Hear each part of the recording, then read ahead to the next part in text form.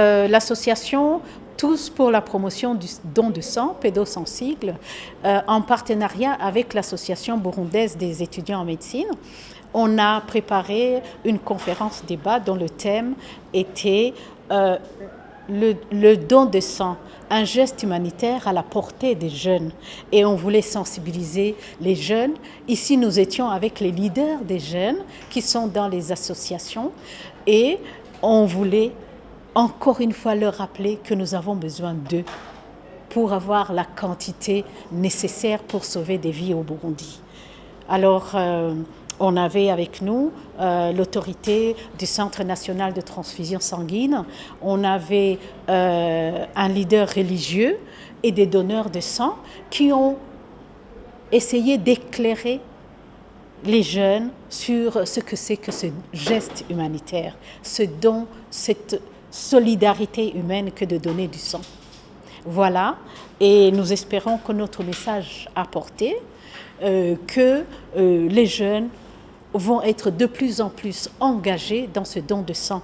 Un jeune qui commence à 18 ans, à ses 65 ans, l'âge limite de donner du sang, il aura peut-être sauvé 170 personnes.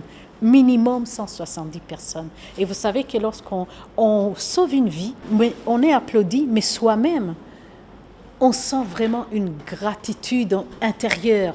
Il y a une gratification intérieure pour soi-même parce qu'on a fait un bon geste, un geste de don de soi.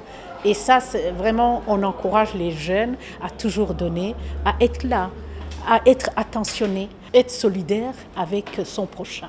Notre pays a encore du chemin à faire. C'est vrai qu'on a compris que ces 10 dernières années, le nombre de donneurs, les dons qu'on a eus sont partis crescendo.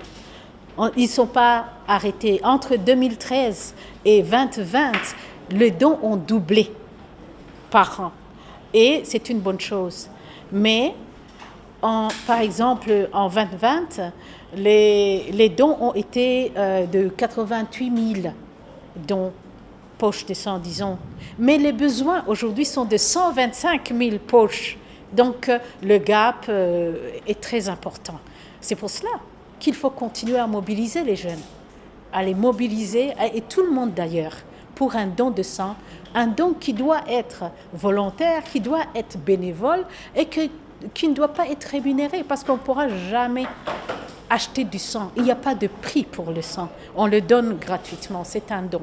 C'est un message de solidarité, d'appel à la solidarité, d'appel à l'humanité pour qu'on comprenne qu'aujourd'hui, tout le monde devrait savoir. D'abord, savoir déjà son groupe sanguin, parce que c'est à partir de ça, surtout les jeunes filles qui savent que quand ils ont un groupe rhésus négatif, il faut qu'ils prennent des précautions avant de tomber enceinte, avant de donner la vie.